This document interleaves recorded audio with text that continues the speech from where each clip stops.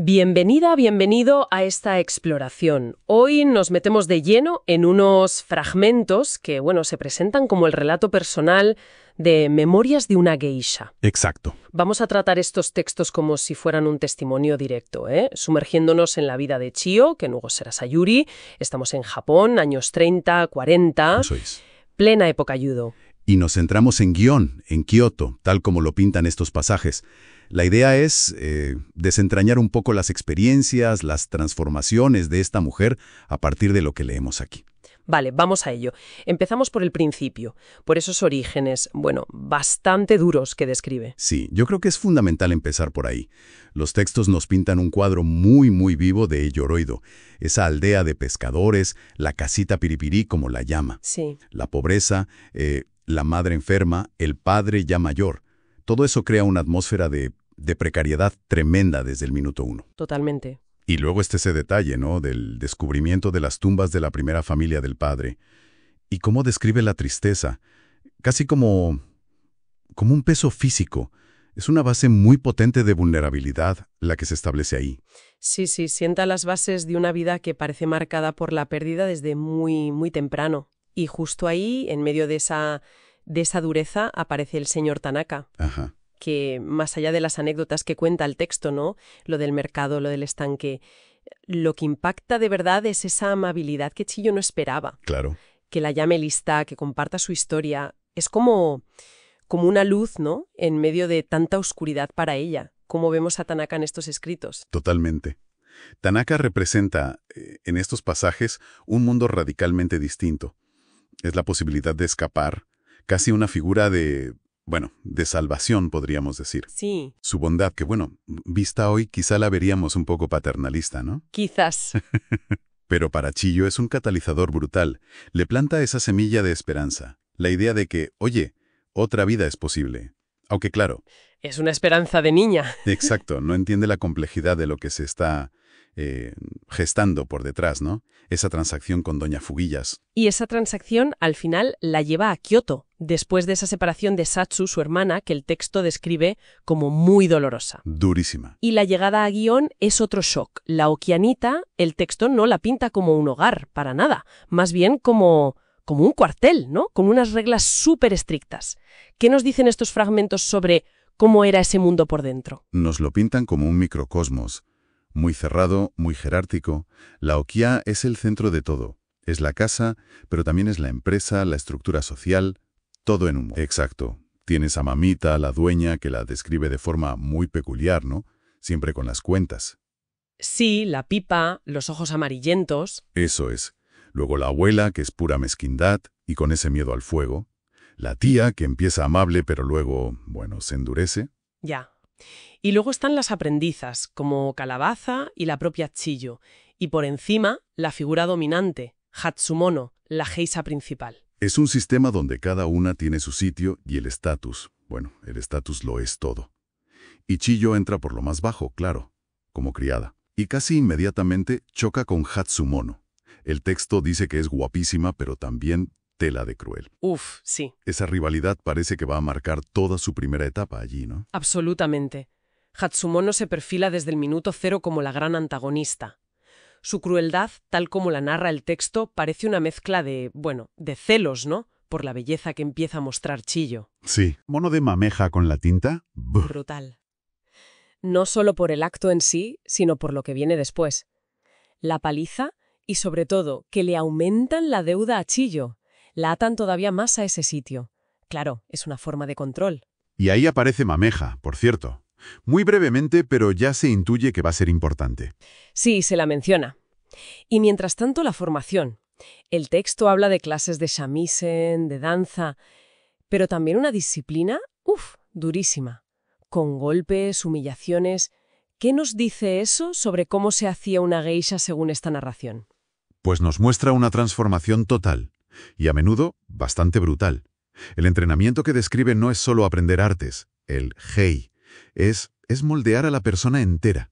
Claro. Buscan disciplina, gracia, obediencia, y borrar cualquier rastro de sus orígenes humildes.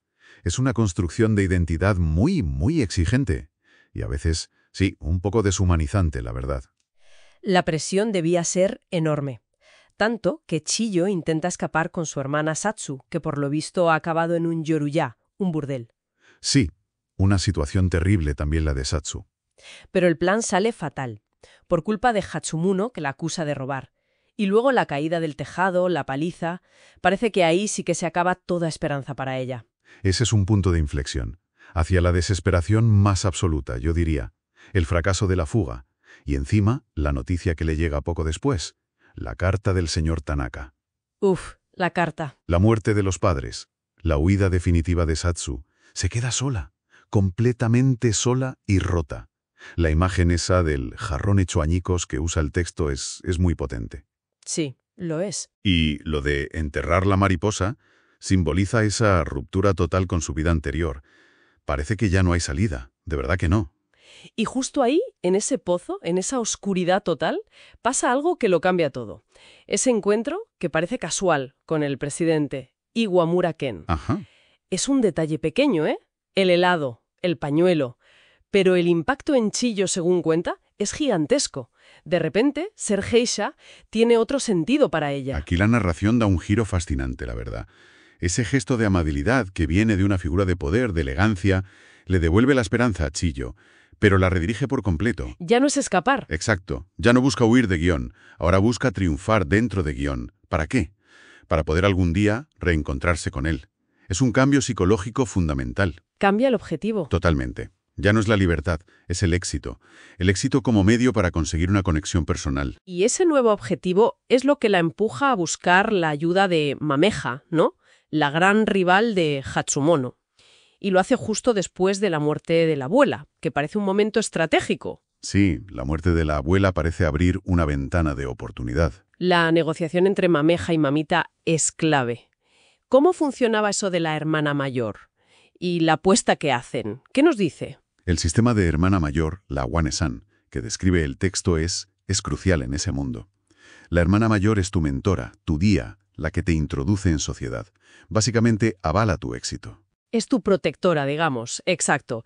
Y la apuesta que hace Mameja. Es un riesgo calculado enorme. Dice, o Chiyo salda su deuda antes de los 20 o pago yo todo. Tela. ¿Revela que confía en el potencial de Chiyo? Sí, pero sobre todo, revela su determinación para quitarse de en medio a Hatsumono. Es un juego de poder muy complejo. Y Chiyo es la pieza central, pero también es la inversión estratégica de Mameja. Y Mameja se pone manos a la obra. Empieza a pulir a Chiyo, le enseña postura, la lleva de recados, hasta que llega al debut. El cambio de nombre a Sayuri, la ceremonia del sake. Es como renacer, ¿no? ¿Qué implica ese paso según el relato? Implica una identidad nueva. Pública. Sayuri ya no es Chiyo, la criada.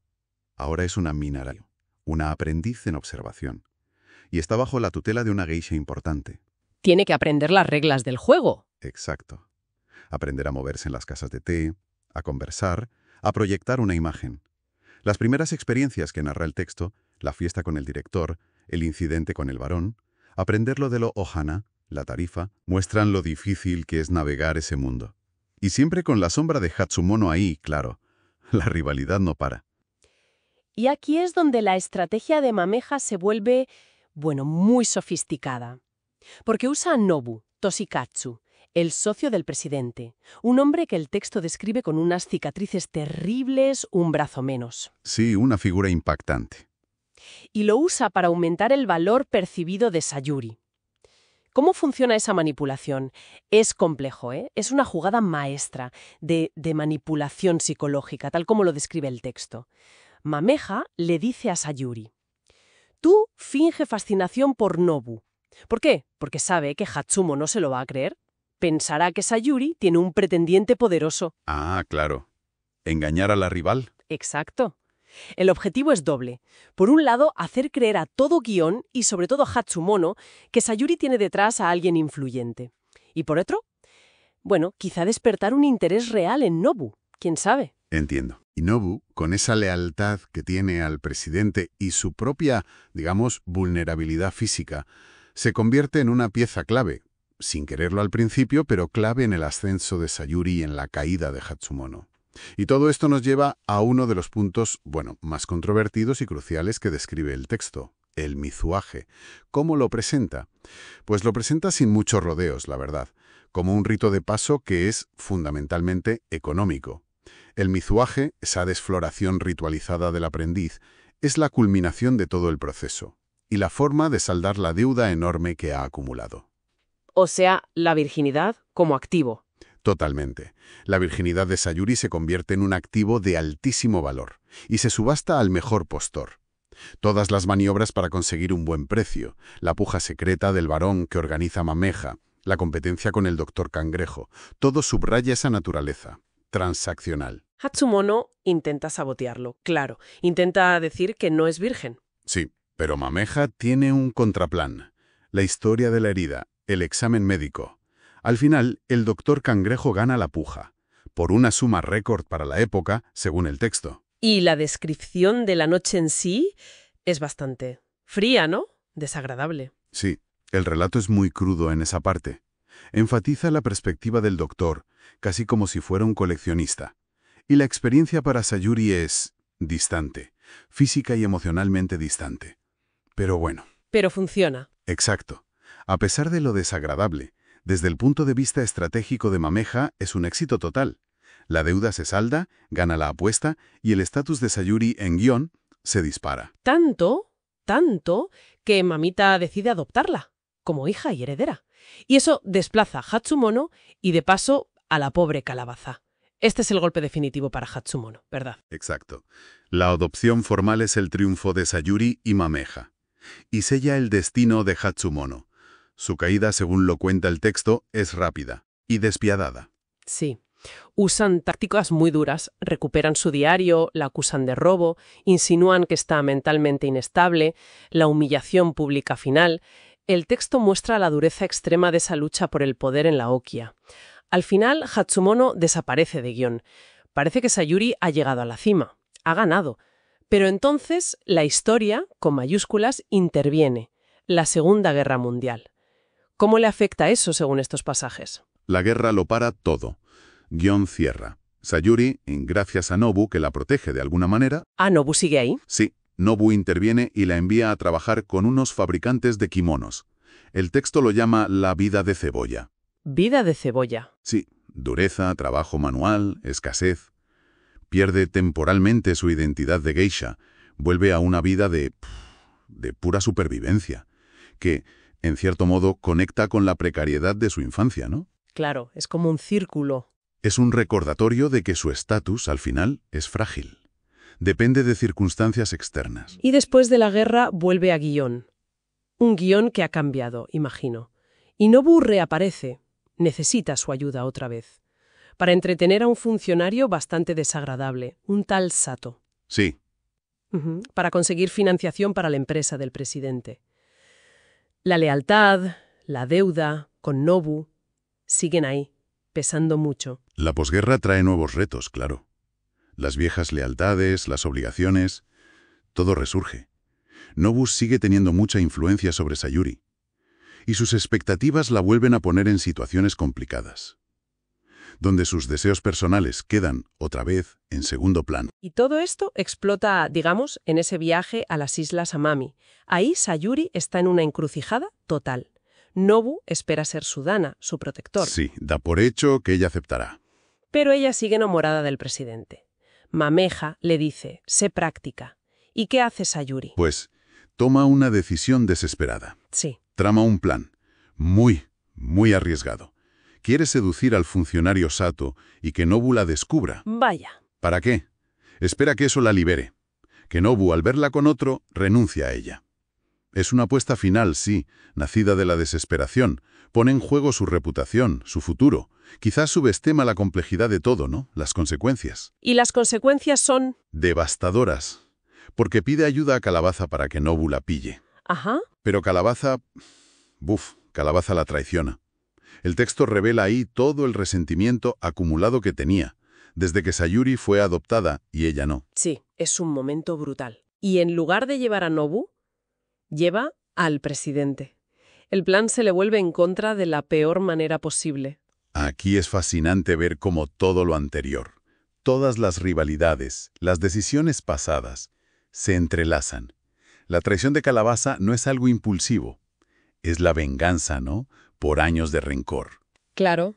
Este clímax demuestra cómo en el mundo que describe el texto, el pasado siempre vuelve.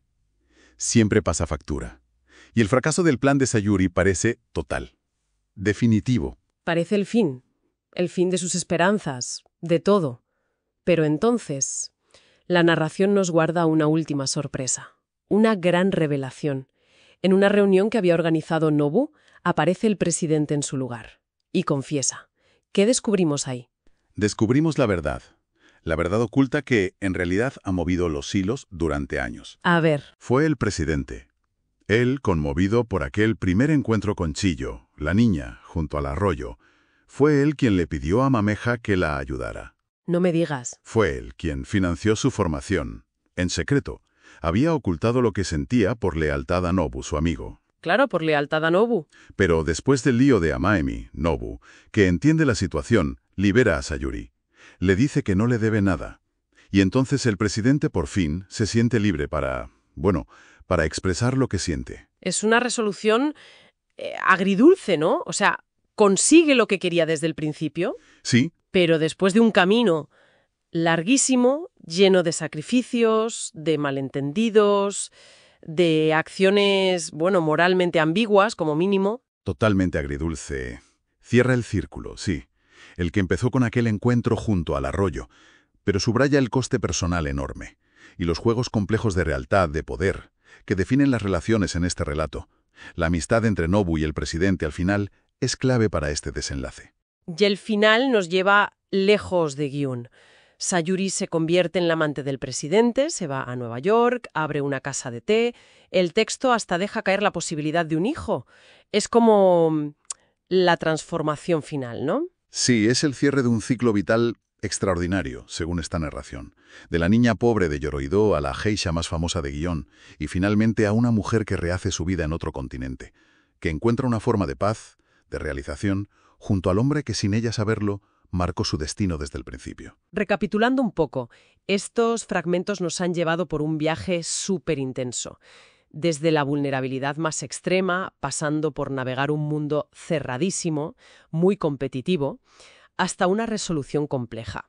Marcada por el amor, sí, pero también por la estrategia, por secretos guardados durante años. Y emergen temas muy potentes de estos textos, ¿eh? Esa tensión constante entre las circunstancias que te imponen y la agencia personal, ¿no? Lo que tú intentas hacer. Sí. Esperanza como motor, incluso cuando todo parece perdido. Y cómo la identidad, en este caso la de geisha, se construye, se actúa y a veces sí, se convierte en una jaula, aunque sea dorada. Una última reflexión, entonces, basada en estos pasajes que hemos recorrido. La vida de Sayuri, tal como se narra aquí, está profundamente marcada por otros, por Tanaka, por Hatsumono, Mameja, Nobu, el presidente. Sus acciones muchas veces parecen reacciones a lo que ellos inician. ¿Hasta qué punto, según lo que hemos leído hoy aquí, podemos decir que ella realmente forjó su propio destino al final? ¿O fue más bien una maestra increíble en navegar las corrientes que otros crearon para ella? No sé. Quizás la respuesta está justo ahí, en los matices de esa travesía tan increíble que describen estos textos.